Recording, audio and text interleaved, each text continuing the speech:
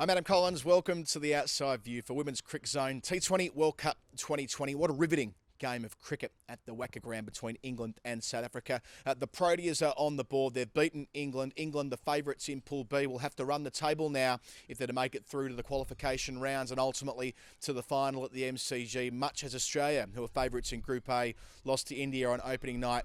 But let's park that to one side for a moment and talk about what was, as I say, a really captivating contest that shifted almost over towards the end there. South Africa went in cruise control in pursuit of 124, which England made. That was under par. Let's deal with that first. Nat Siver made a half century, but a lot of scrutiny on why is Tammy Beaumont batting down at number 7. They didn't really get going at any stage with the exception of a 2 or 3 over window where Brunt was batting with Siver. Brunt fell 3 wickets in quick succession, and Siver was part of that, falling for an even half century. So they didn't quite get that burst of adrenaline they should have really got after Amy Jones got them off to a little bit of a flyer. But the South African bowlers were magnificent, very consistent. 5 bowlers bowling 4 overs each. You don't often see that in T20 cricket.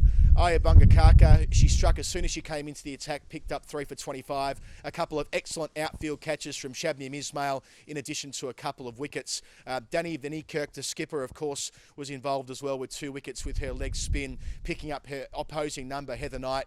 Knight, of course, in fantastic form heading into the tournament. So that was a really important point early. So South Africa didn't have a huge amount of runs to get. They did lose an early wicket. Shrubsole and Brunt started so tidily, as they so often do. South Africa had made just 6 runs off the first 4 overs. Shrubsole picked up an initial wicket, that of Lizelle Lee.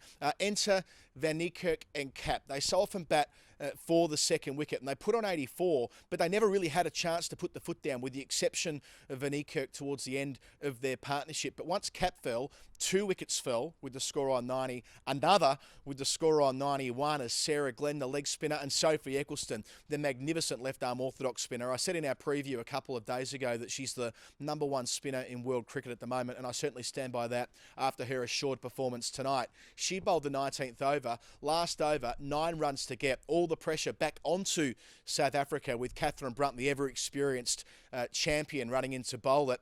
And Mignon in her 100th T20 international, she held her nerve. A big 6 over backwards square leg, then a boundary. They get the job done with 2 balls to spare. But it wasn't without controversy. From the 3rd ball of the final over, Sune Luce was backing up too far, and Brunt elected not to take the bails. Now, I'm not saying it would have definitely meant that England won had she elected to, quote, man-cad her opposing number, at that point, the South African number 6, Sune Luce. But the psychology around a final over, how do you know that wouldn't have sent another shockwave through the Proteas dressing room?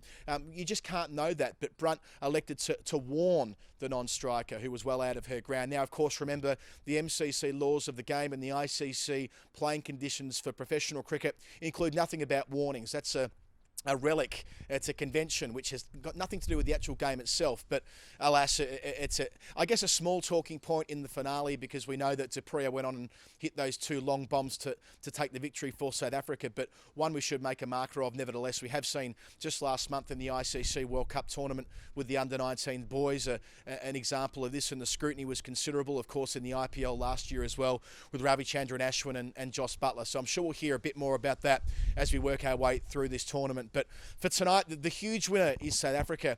They've struggled in major tournaments before. They got bowled out for 89 by England the last time these 2 teams played in a major competition in St. Lucia in 2018. That was a must-win game for Dane van Niekerk's side, and they completely choked. And tonight, at different points through those middle overs, I did wonder whether that might be the case again, whether they'd struggle when the pressure was right on, but they managed to keep it together. The former captain, Dupree, there at the end. Van Niekerk was massive, making important runs through the middle overs after what she did with the ball earlier. Maybe this is a different kind of South African side, much as it is with New Zealand, with the expectations and the pressure off somewhat. They might find a way through, and indeed, they should find a way through from here. The pressure transfers back to England. So both teams now go to the nation's capital of Canberra. They both play Thailand in their next game. England play them on Wednesday, and South Africa, they get a long break. They're not on again until Friday. So they get 5 days to reflect on what's been a magnificent effort tonight, and hope that if they can win again against Thailand,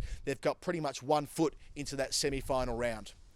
So the tournament stays in Perth at the Wacker ground for 1 more day. We're back to Pool A. Australia, who were beaten on Friday. They copped Sri Lanka.